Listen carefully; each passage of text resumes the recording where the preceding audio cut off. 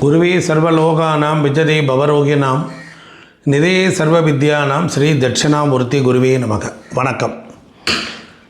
வீடுகளில் தலைவாசல் இருக்கும், அதுக்கு பேர் நிலைவாசல்.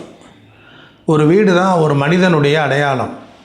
அது வாஸ்துப்படி இருக்கோ இல்லையோ, தலைவாசல் பரிசுத்தமாக இருக்கணும், தலைவாசல் அழகாக இருக்கணும். வியாழக்கிழமை அன்னைக்கு மஞ்சள் தண்ணி போட்டு கொஞ்சம் ஜவ்வாது பன்னீர் போட்டு நிலையை துடைச்சால் ஐஸ்வர்யத்தை இழுக்கும்.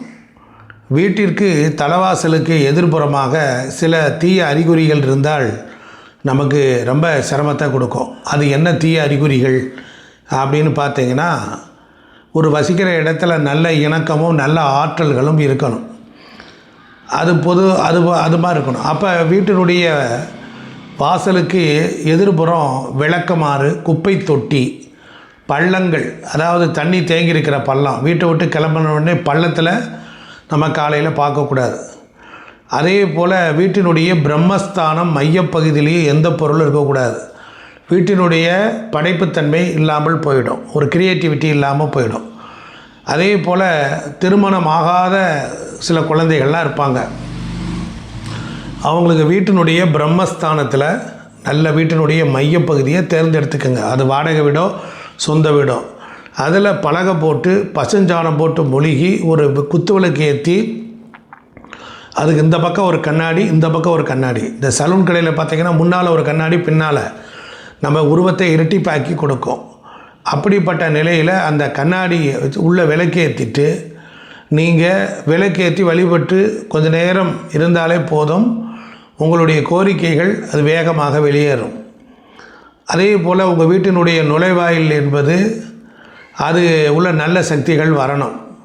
அதனால் குப்பை தொட்டிகள் கழிவுகளை குறிக்கிறது. அதெல்லாம் சனியினுடைய ஆதிக்கம், அது மந்தத்தை ஏற்படுத்தும். அதே போல் துருப்பிடித்த பூட்டுகள், பூட்டை திறக்கிறது, பூட்டு சாவியை போட்டு போராடிக்கிட்டு இருக்கிறதெல்லாம் திருமண தடையை கொடுக்கும். அதனால் அது செயல் இழக்க வைக்கும். அதே போல் செருப்புகள், அது வெளியில் இருக்கக்கூடிய அழுக்குகள் அசுத்தங்கள் எல்லாம் இழுத்து கொண்டாந்து உங்கள் வாசலில் போடுது. அதனால் உங்கள் செருப்பு பாதுகாப்புக்காக போடுறீங்க, ஆனால் அது ஒரு ஓரமாக போட்டால் நல்லாயிருக்கும்.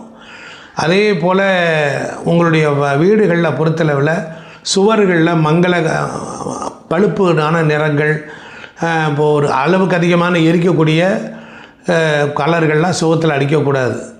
படுக்கைக்கு அடியில் தேவையில்லாத பொருள்கள்லாம் வைக்கக்கூடாது. அதாவது படுக்கைக்கு அடியில் வைக்கிறது நம்முடைய தூக்கத்தை குறைக்கும், மன அழுத்தத்தை தரும்.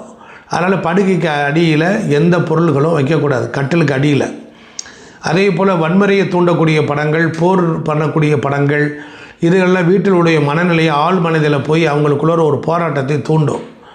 உடைந்து போன வேலை செய்யாத பொருள்கள், அதுபோல் ஓடாத கடியாரங்கள், இது மாதிரியான விஷயங்கள்லாம் உங்களுடைய வாழ்க்கையின் செல்வச் செழிப்பை தடைப்படுத்த ஆரம்பிச்சிடும். கத்தாழை போன்ற முள்கள் நிறைந்த செடிகள், அதெல்லாம் நமக்கு ஒரு பதட்டத்தை ஏற்படுத்திக்கிட்டே இருக்கும். நமக்கு வாழ்க்கையில் ஒரு புரிதல் இல்லாமல் இருக்கும்.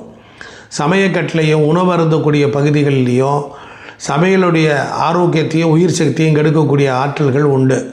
அப்போ தண்ணீர் தொட்டி, நெருப்பு நீர் ஒன்றுக்கொன்று எதிரான கூறுகள் உடையது. அதனால் வீட்டில் இது கணவன் மனைவி, குடும்பத்தில் சகோதர சகோதரர்கள் மோதல்களை தடுக்கிறதுக்கு பயன்படும். நெருப்பு வலது பக்கம் இருந்தால் ஒரு கிட்டத்தட்ட 5 அடி தள்ளி தான் நீரே இருக்கணும். பாத்திரங்கள் குறைவாகவும் இருக்கக்கூடாது, பற்றாக்குறையாகவும் இருக்கக்கூடாது. சமையலில் உள்ள பாத்திரங்கள் எப்போதும் குறைஞ்சபட்சம் ஒரு அளவுக்காவது இருக்கணும். ரொம்பவும் குறைவாக இருக்கக்கூடாது, ரொம்ப அளவுக்கு அதிகமாக இருக்கக்கூடாது. உங்கள் வீட்டுக்கு சில பொருள்களை தவிர்க்கணும். தவறாமல் சுத்தம் பண்ணணும். ராத்திரி படுக்கும்போது கழிவுகள், பாத்திர கழிவுகள், சமையலில் கழுவக்கூடிய சிங்கு இவைகளில் சேர்ந்துருக்கக்கூடாது. அதெல்லாம் ரிமூவ் பண்ணிடணும். அதே போல் லைட்டு ஒன்று எரியணும். இப்போ சமையல் அறையில் ஒரு வெளிச்சம் எரிஞ்சிக்கிட்டே இருக்கணும். படுக்கை அறையில் ஒரு ப்ளூ கலர் பல்பு, விடி பல்பு எரியணும். இருட்டில் படுக்கக்கூடாது. இல்லைன்னா ஜன்னல்லேருந்து தெருவிலேருந்து வரக்கூடிய வெளிச்சமாக வீட்டுக்குள்ளே வர விடணும். அதாவது வாஸ்து சாஸ்திரத்தின்படி நம்மளுடைய வீடுகள் நமக்கு நன்மையை தரக்கூடியதாக இருக்குது. எப்போவுமே வீட்டில் ஒரு மங்கள ஒலி சவுண்டு கேட்டுக்கிட்டே இருக்கணும். ஏதாவது ஒரு மேளதாளம் கேட்கணும். அதே போல் காலையில் பூபால ராகம் வாசிக்கணும். சாயங்காலம் படுக்கைக்கு போகிறதுக்கு முன்னால் ஒரு நல்ல கீர்த்தனைகள் ஒலிக்கணும். வீட்டில் பொறுத்தளவில் விளக்கு வச்சதுக்கப்புறம் சாப்பிடக்கூடாது. அதுக்கப்புறமேல் படுத்து தூங்கக்கூடாது. பகலில் படுத்து தூங்குகிறோம், அதுக்கப்புறம் அது குளிச்சுட்டு நம்ம அடுத்த வேலையை பார்க்கலாம். இரவில் விளக்கு போட்டதுக்கு அப்புறமேலு படுக்கையை விரிக்கக்கூடாது. சில வீட்டில் படுக்கையை விரிச்சே கிடக்கும். அது மாதிரி இருக்கிறதும் ரொம்ப தவறு. ஒரு வீட்டிற்கு முன்னால் தலைவாசலில் முன்னால் எதிர்த்தாப்பில் இறந்தவங்க படம் இருக்கணும். அதே போல் வீட்டு வாசலில் பொறுத்தளவில் நாம் ஒரு அஷ்டமி அன்னைக்கும் அமாவாசை அன்னைக்கும் ஒரு பூசணிக்காய் அறுத்து வைக்கலாம். அதே போல் வீட்டில் முன்னால் யார் பார்வையில் படும்படியாக இருக்கிற இடத்துல திருஷ்டி தோஷங்கள் வராமல் இருக்கணும்னா ஒரு கண்ணாடியில் தண்ணீர் ஊற்றி உள்ள எலுமிச்சம்பழம் போடலாம். இதெல்லாம் ரொம்ப சிறப்பு. அடுத்தவங்க பார்வையை தடுக்கணுன்னா மெல்லிய ஒரு ஸ்க்ரீன் ஒன்று போட்டால் போதும். வீட்டுக்கு முன்னால் வந்த உடனே யாராவது பார்க்குற மாதிரி இடத்துல ஒரு முகம் பார்க்குற கண்ணாடி இருந்தால் ரொம்ப சிறப்பு. அதே போல் இப்படி பல நல்ல விஷயங்கள்லாம் இருக்குது. குழந்தைகள் படுக்கக்கூடிய தலைவாணி போர்வையை ஒரு மாதத்துக்கு 2 தடவை துவைக்கணும். அதே போல் ரொம்ப இருட்டான இடத்துலையும் நாம் தங்கி வாழக்கூடாது. காசு போனாலும் பரவாயில்லன்னு ஒரு லைட்டாவது ஒன்று எரிஞ்சிக்கிட்டு இருக்கணும். வாழ்க்கையில் முன்னேறுவதற்கு மாடிப்படிக்கட்டு கீழிருந்து மேல் நோக்கி போகக்கூடிய குறியீடு.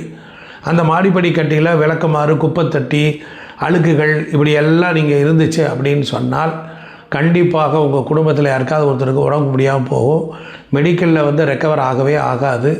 கடன்கள் வராமல் இருந்தாலும் குடும்பத்தில் பிள்ளைகளுடைய வளர்ச்சிக்கு உதவாது.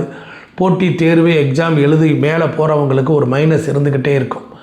இதெல்லாம் நீங்கள் சரி பண்ணுங்கள், மிகச்சிறப்பாக இருக்கும்.